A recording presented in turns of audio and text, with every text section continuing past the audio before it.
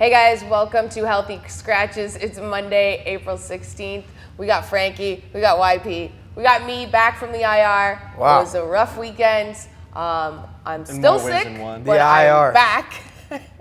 I mean, we're surprised that you showed up because, I mean, we thought it was going to be... You weren't even here, so. Yeah, I was working, but, you know, it's like I saw on Twitter, I saw on the video from the last 2 days, you were a Dave was no-show. relentless. Yeah. He was going after me, same Gaz. Obviously, the guys were going after me because the Toronto Maple Leafs lost. Not only did they lose, they got shit pumped. They Goalie, got shit their pumped. goalie got pulled in the first quarter. What can you expect from that? It's like, And that was just game 2. Game 1 was also absolute I'm surprised you're so chipper right annihilation. now. I mean, that team is fucking dead. Well, you're not in trouble until you lose at home. they're in trouble. And that has not happened yet. Hopefully not at all. Game 3, of course, is tonight. Bruins looking absolutely amazing. Top line combined for 20 points in In 2 2 games. Yeah, I mean, that's just insane. What took them so long? 20 points. It took them 2 whole games. That's crazy. It's not even, it's the first line's combined for 20 points, which is absolute domination, right? But then you have one guy, David Pastrnak, right? Pastrnak, I don't know how to say his name. Everyone says it differently. I'm just going to call him Pasta. He Yes. put up a hat trick. They're throwing hats on the ice in Boston. The guy had 9 points. It's like... He also broke the Wayne Gretzky Yeah, stat, I too. saw that. I saw a lot But I of mean, Wayne what does Gretzky that talk. mean? Wayne Gretzky wouldn't He's even a play in nobody. this league, so it's like... Well, I mean, just think about how many points David Pastrnak would have had in 1984. Listen, the guy has 9 points in 2 games. He's single-handedly destroying this Toronto Maple Leafs team. Toronto is dead. I can't be happier to see it. I cannot wait until tonight when all those fans show up and they think they have so much promise for their Boston. They don't think they have so I much think they're promise. doom and Dude, gloom, they're probably. just No, I trying think to they're- hang I on for think dear they're life. going to show up. They're going to be standing outside. They're going to be waving all their towels. They don't have. They have nothing right now. They're Yet freaking again, the they're fuck going to lose out. 5-1. Okay. They're going to get blown out. And I I think will the tell series is you, over. as the pulse of a Toronto fan, they are freaking the fuck out right now because this is the year. This is a year they finally have stuff to be proud of, and then you get destroyed in the first 2 games against the team that ruined your dreams in 2013. Not even So making people it are freaking the fuck competitive. out, but then you kind I of mean- look. There's other teams that are actually in a worse position. As I said, once you lose at home, then you're done. You have to win this Yeah. game tonight or you're dead. Also, LA Kings in a tough position too because Vegas Golden Knights looking to potentially sweep them, now up 3-0. We all thought LA was going to have a better showing. I mean, Vegas, it's sort of in line with what kind of crazy season they've had that they could potentially sweep LA. Is this good I mean, for the game? Or It's great for the game, obviously, because Vegas, I mean, the crowd and the fans are going nuts. But honestly, and I may just be a Kings homer at this point, but watch every game. They're right there in every game. Like, I guess this is how Vegas has been the whole year. Like, when those first games, when they were, what, 3-0 or 4-0 or something at the start of the season, I remember watching those games too. And they never really overwhelmed teams. They more just hung on, and then struck at the end with James Right. Neal, the real deal, if you will. Last night, that hesitation move on the boards, oh my Unbelievable. God. Yeah. And but the Kings like are right there. They're all over them the whole game. They were winning. It seemed like, all right, they're gonna win. They'll get game 4. We'll have a series. They may never even get a chance. It's 3-0. I think that they're Vegas done. continues to do this thing where it's like, all right, they're not going to continue to surprise us, and a team like the Kings, like we said in the beginning of the series, who has a lot more potential to do damage in the playoffs, is just going to come back and they're going to end up winning the series. When do we start realizing that Vegas is just maybe has it this year, right? Yeah. No matter what they do, they find a way to win. Like you're saying, James Neal is making moves on the boards. Everyone's talking about this guy being like the number 1 playmaker of the playoffs. It's James Neal. Like this guy's coming out of nowhere this year. He's I mean, he scored like James 7 Neal's a straight pretty good seasons of player. 20 goals. I know, Yeah, but he's not not a in like, not nobody. in like a playmaking way like that. Like I've never seen James Neal make moves like that on the sideboards like he's freaking Patrick Kane. That was an unbelievable know. move last night to essentially win the game and pull his team up to 1 game away from And a victory. Riley Smith, that pass out front to Wild Bill is ridiculous. The other thing I like too is they're not afraid of the Kings. Like you see all. McNabb, a former Kings player, just chopping Doughty. Those guys giving him the business. None of them are afraid of him right now, and like that is not. The Kings are a team that likes to intimidate and just bully guys. Like with those years that they'd go on runs, what was it, 2012, like where they just would sweep people, beat the shit out of them. They were physical. 2014, yeah. They were overwhelming. All of a sudden, they're getting beat back a little bit. Doughty's getting banged up. It's like Kopitar too. That's what you got to do to beat them, and they're doing it. And while Vegas might be a new team, they have players, as we mentioned, that have played in the league for many years. And let's go out to Jordie for a little bit more on this series and the California matchups. If you would have told me before the season started that we'd be almost a week into the 2018 Stanley Cup Playoffs and the Vegas Golden Knights still wouldn't have a playoff loss to their name, I'd say, yeah, I mean, that makes a ton of sense. There's no chance in hell these bozos are even making the playoffs in the first place. But not only did the Golden Knights make it to the playoffs, not only did they win their division, but the date is now Monday, April 16th, 2018, and the Vegas Golden Knights, they're one win away from sweeping the LA Kings in their first ever playoff series in franchise history. And it is sickening. I mean, if you're a fan of a team who has brought you heartache after heartache in the Stanley Cup playoffs for years and years and years, this should disgust you. The fact that a team can come into the league, an expansion team coming in here, their first year in the league, and have this much playoff success already, it should not be legal. Meanwhile, in the other Pacific Division series right now, the San Jose Sharks, they waltzed into Anaheim. They stole both games on the road there. They're now up 2-0 on the Ducks in that series. So we now have 2 sweep alerts in the Pacific Division.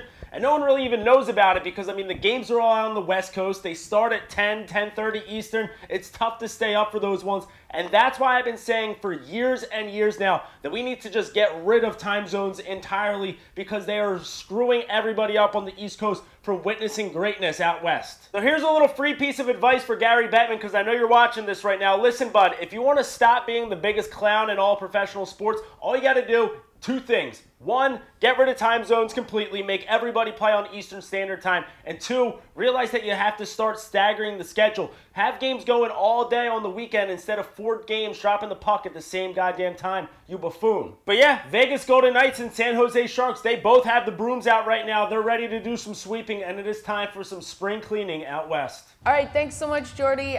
Good points there, and the fact that the Ducks are in a lot of trouble, too. They lost their first 2 at home against San Jose. We don't really know on the East Coast because we don't really stay up watch the California bullshit over there. Now, coming back over to the East Coast. I'm joking. I covered the Ducks for 3 years. Good luck, wow, Anaheim Ducks. Kind of mean for you. When I do watch those games, though, I'm always in like a daze. Like I'm trying to pay attention, but like you said, it's so late. You've watched so many games over the weekend. It's like it's the last game of the night, and you're just like, what the fuck's going on? I forgot how right hard now? it is to watch a game on the East Coast, delirious. like from the West Coast now. It's so hard to just get up for it. Sometimes you get really bad like scaries late at night when Yes. it's like a 1-0 game and you're like you don't even know why you're watching it. It's so boring. It's like dead and you're like, oh man, this is bad. I know. Well, this wasn't a 1-0 game. Pittsburgh came out, put their stamp on the Philadelphia Flyers in Game 3 after the score going the other way in Game 2. Pittsburgh back on top. They kind of maybe had a bit of a mental lapse in Game 2, not taking it too difficult to the Flyers. But Sid the Kid, Matt Murray, they are flying high. It's unbelievable. Oh, man. The thing about the Pittsburgh Penguins is, and it has been for the entire career of Sidney Crosby, you cannot let this team go a man up. You cannot take penalties against the Pittsburgh Penguins. They had 3 power play goals last night. Especially me being an Islander fan and always facing the Penguins, it's like every time this team goes on the power play, they are going to score. Yeah. And when I saw the Flyers just continuously take penalties, I'm like, this game is a wrap. You cannot give Sidney Crosby an advantage, and he shows you why. I mean, this series is over. Like you said, there was a little bit of a lapse in Game 2. I think that the Flyers gave them all they had, and the Penguins kind of took their foot off the gas because they're going for a 3-peat, right? And they know what it takes. It's going to be a long series. I think that sometimes it's hard for a team like that to constantly push and push and push. They're like, all right, we can maybe take a step back, like mentally. And they came back out Game 3, and they're like, you know what, we're not playing games anymore. This is over. Like Matt Murray, like you said, is playing unbelievable. Sidney Crosby is doing things no one else is doing in the league still after all these years. So. Yeah, I think credit to the Flyers, though, because that Game 2, they did come out hard, and I like the guys they got, but the beginning of Game 3, too, that first period was back and forth. Nolan Patrick comes down. If he scores that, we could have had especially at home, that crowd was going crazy. Yeah. The Philly crowd was going nuts. Could have been very different. Matt Murray holds the fort down. And then Sid, I mean, oh, my God. You got people pissing on his face in the urinals. You see this? I know, that was wild. They got people pissing on his face. And he scores a goal. They're chanting Crosby sucks every single time he skates around. Which is incorrect, yeah. And you score a goal. You want to know the most disrespectful thing I've ever seen, Frankie? He doesn't even do anything back. He doesn't look at the fans. He could easily, if I score that goal, they're chanting Crosby sucks. I look at the crowd like, what'd you say? He doesn't react. Oh, it's so disrespectful. Great. He's like, you mean so little to me that you can piss on my face, I'm just going to score, and then he gives Giroux the whoop-de-doop off the face-off, backhand sauce. It's like he's playing NHL. I do that move in the video game. I do that where you jump the face-off, and it's like, what is he doing? He's playing against grown-ass men. He's playing against grown-ass professional hockey players. Professional hockey players. Like, Giroux had 102 points. It's insane what he's doing. It doesn't make any sense. And the way he's batting the puck out of the air this year, he's doing things like he's never done in his career. He's been in the league for these many years. It's like he's still surprising us. How is Sidney Crosby still surprising us with his talent? It doesn't make any sense. And I understand that he's been hated for a long time. Like he's used to it. I get it. But to not react or not have any sort of like emotion towards that, it's just stone cold. It's so stone. I love it. It's just stone cold. All right, let's send this over to our Heartland guys for more on the matchup. #1 power play, Miami! Sit down, sit down, Fozy. What's up, guys? It's Nick and Booze here from the Heartland, talking Pittsburgh, Philadelphia. We have a series now. It is now 2-1 after Booze and I got to go to the game in Pittsburgh on Friday. The Flyers stole one from the Pens at home. Yeah, I got to go behind enemy lines on Friday, and the Flyers played their balls off. Elliott came to play, stopping Crosby on a breakaway, and then completely shit the bed today. You know, took really stupid penalties, you know, kind of like they're prone to do. And, yeah, we got a series. Pens in 5, no question about it. Crosby's better than everyone. The Flyers are stupid, and the Bruins are going to get embarrassed on the ice by the Pittsburgh Penguins. Back to back to back, Jack. Fuck you, Booze. Have a good one, Nick. We had a great weekend. By the way, the Flyers, both in the first game and in yesterday's game, looked worse than Lewis and Stolzien on those fake drugs. That was bad. Placebo was a bad situation. Shout out you guys. Let's go hockey. Let's go hockey. Thank you from noted big hockey guy, Pat McAfee. And anyways, yeah, the game on Sunday, game 3, this was a playoff game.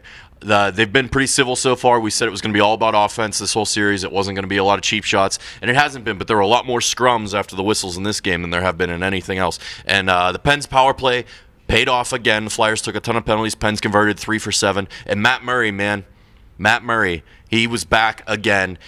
He was 8-1, now 9-1 after a playoff loss on the rebound there. Looking good for the Pens, now leading the series 2-1.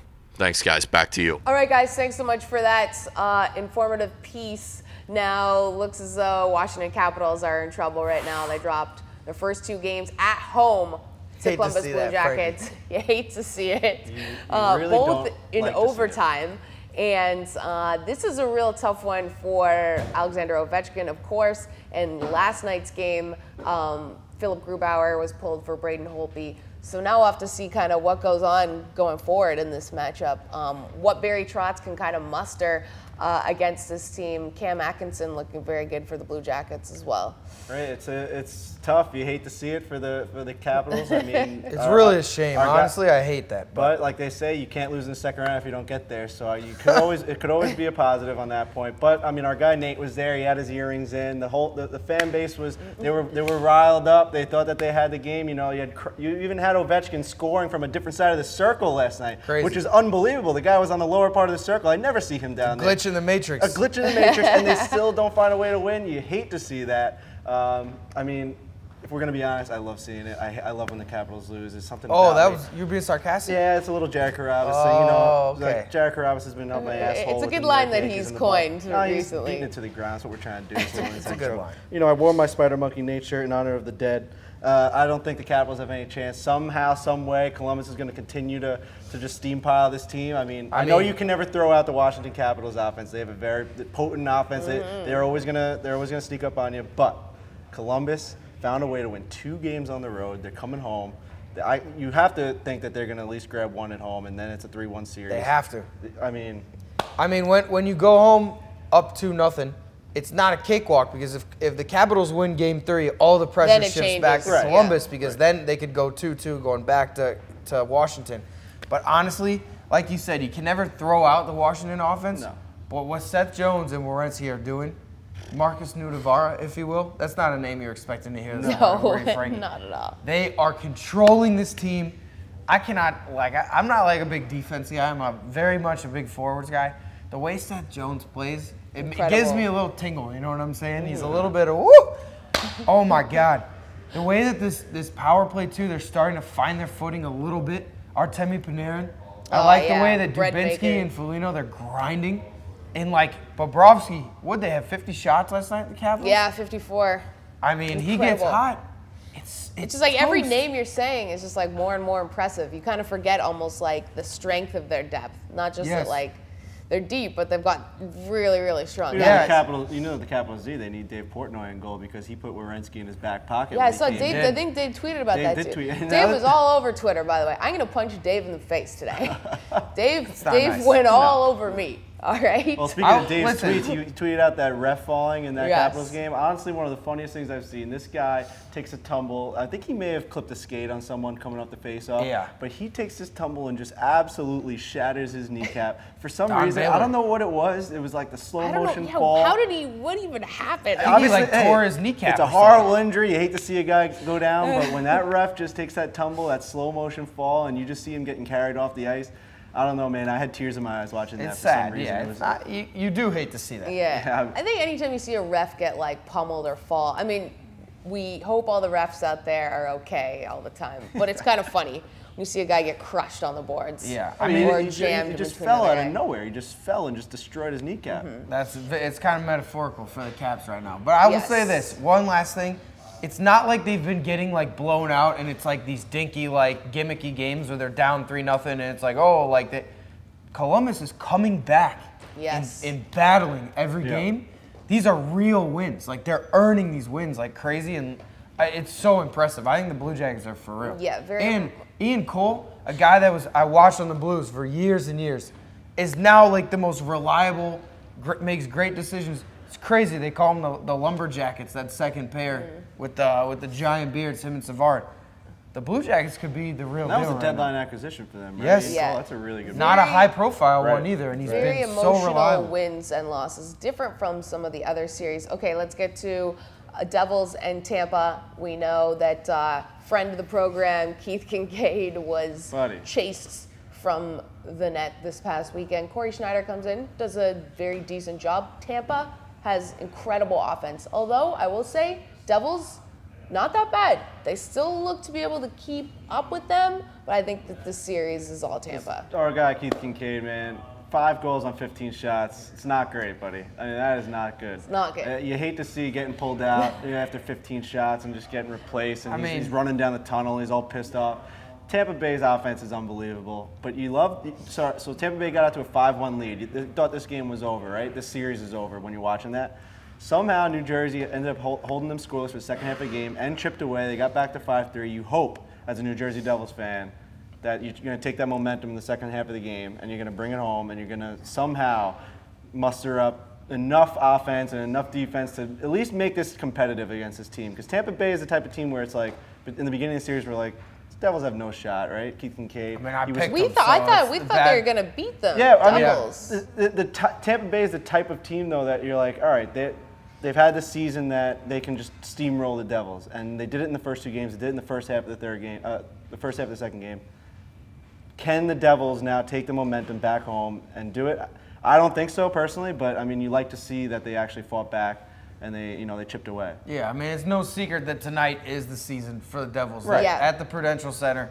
It should be rocking, and I think 100%, obviously Kincaid, he wants those ones back, and I'm sure he knows that, but it doesn't matter right now. At this point, they've shown that they can battle with them and they can play with them. The problem is those lapses at the beginning of the game or for certain times, it's too late at that point. You can battle all you want, but it has to be the full 60 minutes.